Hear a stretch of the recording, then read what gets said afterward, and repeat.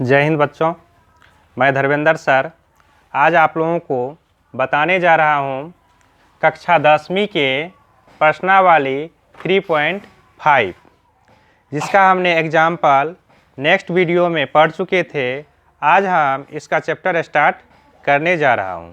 चलिए ध्यान से देखिएगा कि इसमें जो है ना कह क्या रहा है। कह रहा है क्या, एक नंबर का क्वेश्चन है, कह रहा है क्या कि निम्न रैखिक समीकरणों के युग्म में से किसका एक अद्वितीय हल है, किसका कोई हल नहीं है, या किसके अपरिमित रूप से अनेक हल हैं। कह रहा है क्या कि इसमें जो है ना किसका अनेक हल है, किसका अद्वितीय हल है और किसका कोई हल नहीं है। इससे पहले हम अनेक हल के बारे में, अद्वितीय हल के बारे में और कोई हल नहीं है इसके बारे में हमने अध्ययन कर चुके हैं और उसी पे जो है ना हम इनको आज हल करेंगे। सबसे पहले हम चेक कर लेंगे कि इसमें से किसका हल है या नहीं है, मतलब किसका अद्वितीय हल है, किसका कोई हल नहीं है और किसका अपरिमित रूप से अनेक हल है। इसके लिए हमने फॉर्मूला कुछ पढ़े थे, जैसे a1x + b1y + c1 = 0, a2x + b2y + c2 बराबर अगर 0 होता है तो इसमें अगर a1/a2 नॉट इक्वल b1/b2 अगर आता है तो उसका अद्वितीय हल होता है और जिसका अद्वितीय हल होगा उसका हम मान x और y का निकाल लेते हैं। उसके बाद a1/a2 बराबर b1/b2 बराबर c1/c2 अगर आ जाता है तो इसका क्या होता है, अनेक हल हो जाता है। मतलब इनका जो है ना सिर्फ हमें लिख देना है कि इस समीकरण का क्या है, अनेक हल है।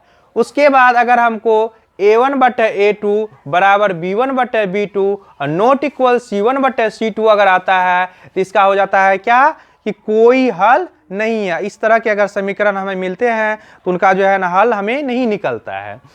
उसके बाद अगर हमें ये करने के बाद अगर हमारा अद्वितीय हल होता है तब फिर हम उनको वज्र गुणन विधि पे फिर इनका हम मान निकालेंगे। जो वज्र गुणन विधि के लिए हमने पहले ही फार्मूला तैयार कर लिए हैं कि x बराबर हो जाता है b1c2 - b2c1 बटे a1b2 - b1a2 और y बराबर मान हो जाता है c1a2 - c2a1 और बटे a1b2 - b1a2। ये तो हमारा सारा फार्मूला है। अब हम इस सवाल को जो है ना पहले हम हल करते हैं। चलिए ध्यान से देखिएगा, यहाँ पे x - 3y - 3 बराबर क्या दिया हुआ है, 0 दिया हुआ है। 3x - 9y - 2 बराबर क्या दिया हुआ है, 0 दिया हुआ है। इसको जो है ना हम इक्वेशन 1 मान लेते हैं और इसको 2 मान लेते हैं। जो इक्वेशन 1 वाला है उसको हम a1, b1 और c1 से डिनोट करते हैं और जो इक्वेशन 2 वाला है उसको हम a2, b2 और c2 से डिनोट करते हैं। तो a1 बराबर यहाँ पे नहीं कुछ दिया हुआ है तो इसके साथ जो इसका गुणांक लिखते हैं हम, तो इसका गुणांक क्या होगा, 1 होगा। और यहाँ पे b1 के लिए इसका गुणांक -3 हो जाएगा और c1 के लिए इसका गुणांक हो जाएगा -3। उसके बाद a2 के लिए हो जाएगा 3, b2 के लिए हो जाएगा -9 और c2 बराबर हो जाएगा -2। अब इसका हम जांच करेंगे कि जो है ना इनमें इनका अद्वितीय हल है कि कोई हल नहीं है कि इनका अनेक हल है। चलिए हम जांच कर लेते हैं।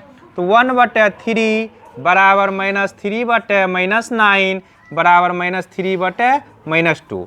यहाँ पे ये कट गया, 3 से 3 को काटिएगा, कट जाएगा 3 बार में और यहाँ पे माइनस माइनस प्लस हो गया। तो 1/3 बराबर नॉट इक्वल 3/2। आप देखते हैं क्या कि इस तरह के कंडीशन में किसका होता है, तो इस तरह का कंडीशन जब आता है तो इसका कोई हल नहीं होता है। तो यहाँ पर लिख देंगे कि दिए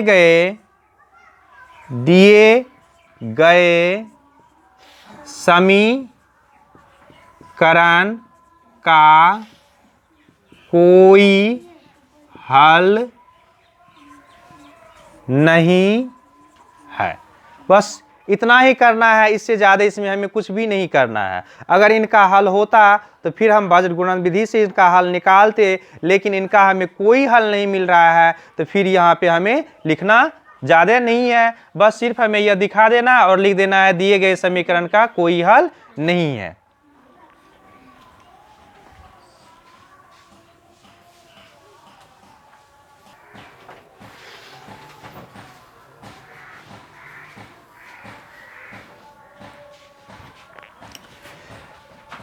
चलिए अब हम नेक्स्ट क्वेश्चन देखते हैं। क्वेश्चन नंबर 2 है सॉल्यूशन।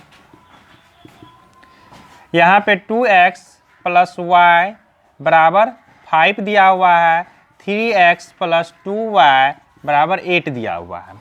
अब यहाँ पे देख रहे हैं क्या कि जो है ना ये हमें चर जो है ना एक साइड दे दिया हुआ है और अचर जो है ना एक साइड दे दिया हुआ है। तो हम जांच करने के लिए जो है ना हम इससे भी करेंगे तो कोई दिक्कत नहीं होगा, लेकिन जब हम वज्र गुणन विधि से करेंगे तो जो चर रहेगा और जो अचर रहेगा उन सबों को एक साइड कर लेंगे और बराबर के इक्वल में हम 0 दे देंगे। तो हम पहले ही कर लेते हैं यहाँ पे, तो 2x + y - 5 बराबर 0 और 3x + 2y - 8 बराबर 0। अब यह इक्वेशन 1 मान लेते हैं, इसको इक्वेशन 2 मान लेते हैं। तो a1 बराबर हो गया 2, b1 बराबर हो गया 1, क्योंकि y का गुणांक क्या है, नहीं कुछ है तो 1 रहता है, और c1 बराबर हो गया -5। a2 बराबर हो गया 3, b2 बराबर हो गया 2 और c2 बराबर हो गया -8। अब इनका हम जांच कर लेते हैं, तो 2/3 बराबर नॉट इक्वल 1/2 बराबर नॉट इक्वल -5/-8। इसका मतलब क्या है, इनका जो है ना हल जो होगा वह क्या होगा, अद्वितीय हल होगा। तो यहाँ पर लिखेंगे हम दिए गए समीकरण का क्या है, अद्वितीय हल है, अद्वितीय हल है। अब इसका मतलब है क्या कि इसका जो है ना हमें हल निकालना पड़ेगा। अब हल जो हम निकालेंगे तो हमें कह रहा है क्या कि जिनका हल अद्वितीय होगा उनको जो है ना वज्र गुणन विधि से हमें मान इनका निकालना है। क्योंकि इनका हल अद्वितीय हो गया तो अब इसको हम वज्र गुणन विधि से हल करते हैं, जैसे हमने इससे पहले एग्जाम्पल में भी सीखे थे, उदाहरण में भी सीखे थे, फिर उसी तरह हम इनका सवाल में भी हल करेंगे। तो यहाँ पे x बराबर हो जाता है, इसका फॉर्मूला क्या, b1 c2 - b2 c1 बटे a1 b2 - b1 a2। अब यहाँ पे देखते हैं b1 का मान कितना दिया हुआ है, तो b1 का मान है हमें 1 मल्टीपल c2 का मान कितना दिया हुआ है, तो c2 का मान है यहाँ पर -8 माइनस b2 का मान कितना है, तो b2 का मान है 2 और c1 का मान कितना दिया हुआ है, तो c1 का मान है दिया हुआ -5। फिर नीचे में a1 का मान कितना दिया हुआ है, तो a1 का मान है 2, b2 का मान कितना है, तो b2 का मान है दिया हुआ 2 माइनस b1 का मान कितना है, तो b1 का मान है 1 और a2 का मान दिया हुआ है 3। अब इसको हल कर लीजिए, तो यहाँ पर देखिए क्या हो जाएगा, -8 हो जाएगा, माइनस +10 हो जाएगा, यहाँ पे 4 हो जाएगा, -3 हो जाएगा। तो यहाँ पर 2 बटे क्या हो गया 1, तो बराबर 2, यानी कि x का मान कितना निकल गया, 2 निकल गया। अब हम y का मान देख लेते हैं, y बराबर क्या होता है फॉर्मूला, तो y बराबर हो जाता है c1a2 - c2a1 बटे a1 b2 - b1 a2। आप देखिए आपको बता दिए थे कि जो है वज्र गुणन विधि में जो है ना हर का जो मान होता है दोनों में x का मान लीजिए और y का मान लीजिए, दोनों का मान जो होता है वह क्या होता है, समान होता है। तो अगर वह मान रखिएगा तो भी ठीक है, नहीं मान रखिएगा तो भी ठीक है, ऊपर वाला मान हम पुट करना लेकिन ज़रूरी है। तो c1 का मान कितना दिया हुआ है, तो -5 मल्टीपल a2 का मान है 3 माइनस c2 का मान है -8 मल्टीपल a2 का मान दिया हुआ है 3 बटे नीचे का मान कितना निकला है, 1 निकला है, तो हम 1 रख देते हैं। तो यहाँ पर हो गया कितना, -15 और +24 बटे 1, तो बराबर 24 में से 15 घटेगा, कितना बच जाएगा 9। तो y बराबर निकल गया 9 और x बराबर निकल गया 2। ये हो गया इसका आंसर।